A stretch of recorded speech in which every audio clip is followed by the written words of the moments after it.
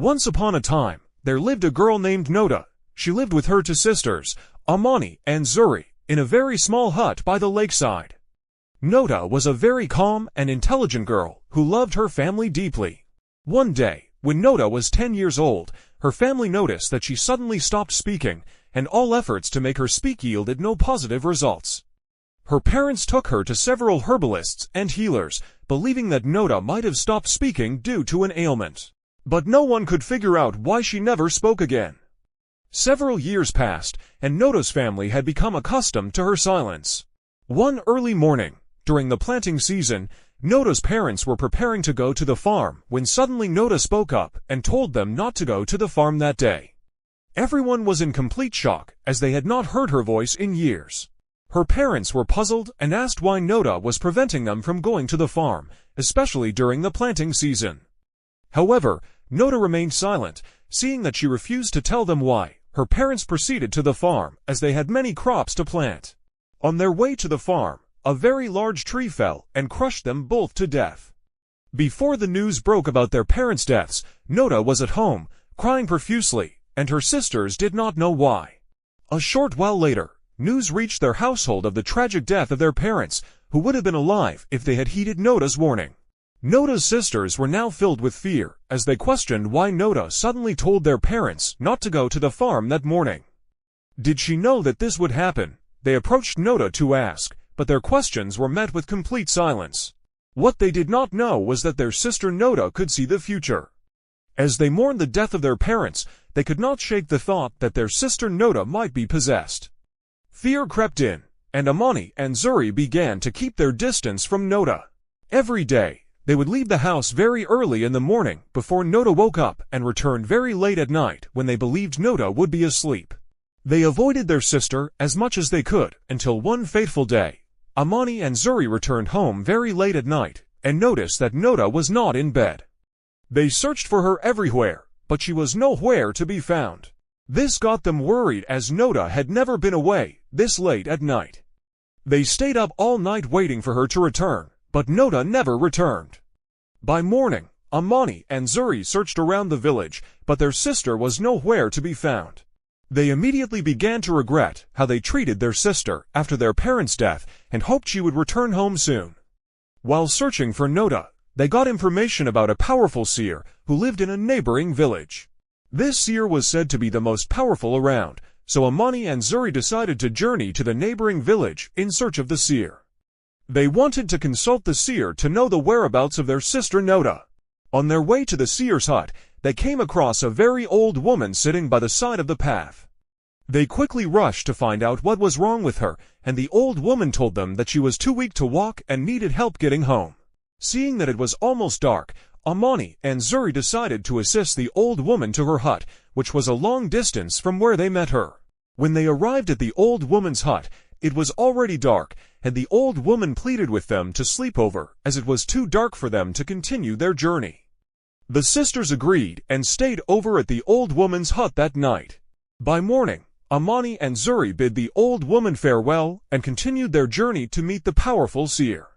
After several hours of walking, they arrived at the seer's hut, but found no one there. They called out to see if anyone was around and heard a sound coming from the back of the hut. They walked towards the back to check if anyone was there when they caught sight of their sister, who was tied up in a small hut behind the seer's home. They were in so much shock as they hurriedly untied their sister and began to run with her. They ran far away from the seer's hut and decided not to go back home, as they believed the seer would come looking for them there. Amani then suggested that they go to the old woman's hut instead, as it would be safer for them there. When they arrived at the old woman's hut, the old woman looked at them and smiled. "I have been waiting for you," she said as she walked with them slowly into her hut. All this while, Nyota had still not said a word. The old woman then looked at Nyota and told her that she had a very rare power that she needed to protect, especially as the evil seer was hellbent on taking the power from her. The evil seer, whom Nyota's sisters had gone in search of unknowingly, had left her hut the previous evening in search of Amani and Zuri. She was in search of their tears, which she wanted to use to facilitate the transfer of Nyota's powers to herself. The evening Amani and Zuri saw the old woman by the side of the path, the old woman had purposely fallen to prevent the sisters from meeting the seer. The old woman was also a powerful seer, who had a vision after catching sight of Nota's sisters from a distance. She then pretended to have fallen by the roadside to divert their path so that they would not meet the evil seer. The old woman then told Nyota to protect her vision power, as the evil seer was determined to take it from her. The evil seer had gone to their home in the village in search of Nota's sisters to obtain their tears, but found their hut empty. The old woman went on to reveal that although Amani and Zuri did not have the gift of sight, their tears were powerful, as they were the only thing that could make it possible for the evil seer to take Nota's powers. The old woman then said that the only way Nyota could stop this from happening was if she took her sister's tears and rubbed them on her eyes. With this, no one would be able to take her powers, and Nyota would also regain her speech and begin to talk again. Nyota, upon hearing this, took her sister's tears and rubbed them on her eyes. Immediately, she began to talk, and her vision power was now locked in her eyes, making it impossible for anyone to take her power. Her sisters were astonished, as they never knew that their tears were powerful.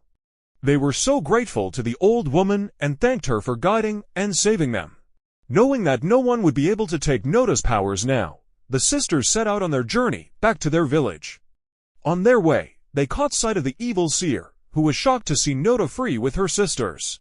She immediately blew a powder into their faces, and they all began to cry profusely. She quickly took their tears and rubbed them on her eyes. Immediately, everything went dark for the seer, and she began to shout in pain as her eyes hurt. She could no longer see. When Nyota and her sisters noticed this, they ran away from her and did not stop running until they reached their village. The powerful seer was now blind, having lost not only her sight, but also her seeing powers. This happened because seers are unable to see things about themselves, as well as other seers.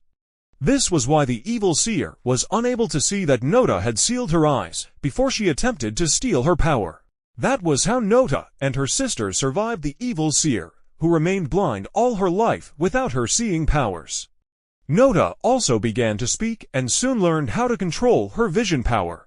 Her sisters later apologized to her for how badly they treated her when their parents died, and Nyota forgave her sisters, as she loved them too much not to forgive them. The lesson to be learned from this story is that, if it does not belong to you, do not take it. Often, we lose what we have because we are in constant pursuit of that which belongs to others. I hope you enjoyed the story.